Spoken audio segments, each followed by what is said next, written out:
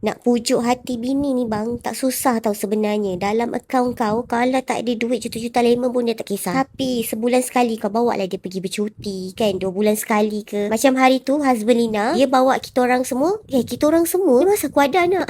Dia bawa Lina pergi Hard Rock Hotel di Syracuse. Besar betul bilik ni 2 orang je. Nama bilik ni Rock Royalty Room. Bilik ni Lina rasa sesuai juga kalau macam korang baru ada anak seorang. Macam Lina punya package ni nama dia Summer Escape. Dekat dalam bilik siap kita boleh experience main gitar. Lepas tu bilik kita orang ni kan menghadap waterpark tau. Best view dia, cantik. Korang nak ke tengok Lina turun main waterpark kat bawah tu? Like lu pusing-pusing dulu dalam bilik ni. Tengok area favourite kita orang perempuan.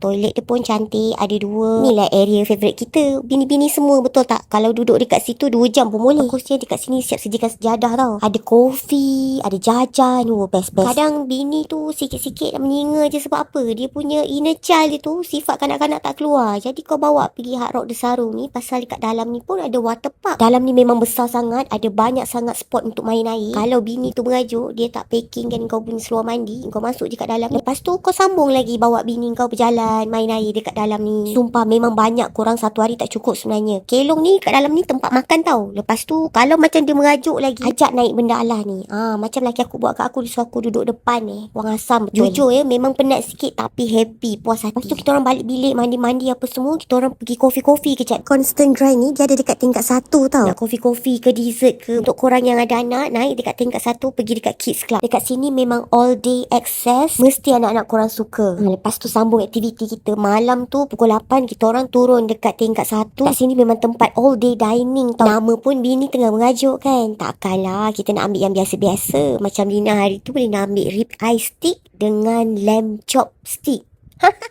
Memang betul-betul seronok lah jadi isteri yang merajuk ni kan. Check in dekat tempat yang best macam ni. Makan semua sedap. Siap makan dalam bilik lagi. Mengada-ngada kau tengok. Besok paginya tu kita orang pergi breakfast dekat tempat yang sama dengan kita orang dinner malam tadi. Besar juga. Makanan Melayu, makanan Western, English breakfast, makanan Turkish lah. Uish, macam-macam. Jujurlah dengan Lina, korang yang tak pernah check in dekat Hard Rock Hotel Desaru ni kan, mesti teringin nak tahu makanan diorang semua kat sini macam mana.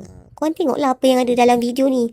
Jangan lupa save ataupun share dulu kan dengan kawan-kawan. Next time mana tahu korang nak datang. Okey, dah kenyang kan? Sekarang sesi nak turunkan makanan. Kita jalan-jalan tengok area-area sini. Siap ada gym. Lepas tu swimming pool dekat sini best. Kalau korang selam dekat dalam air tu, boleh dengar muzik. Yang ini pula sebelum korang balik, korang singgah lah dulu. Sama je dia dekat area-area lobby kat tingkat 1. Baju-baju, merchandise dia semua memang rare dan rare. Orang JB kata kan. Untuk kids pun ada. Cantik-cantik juga.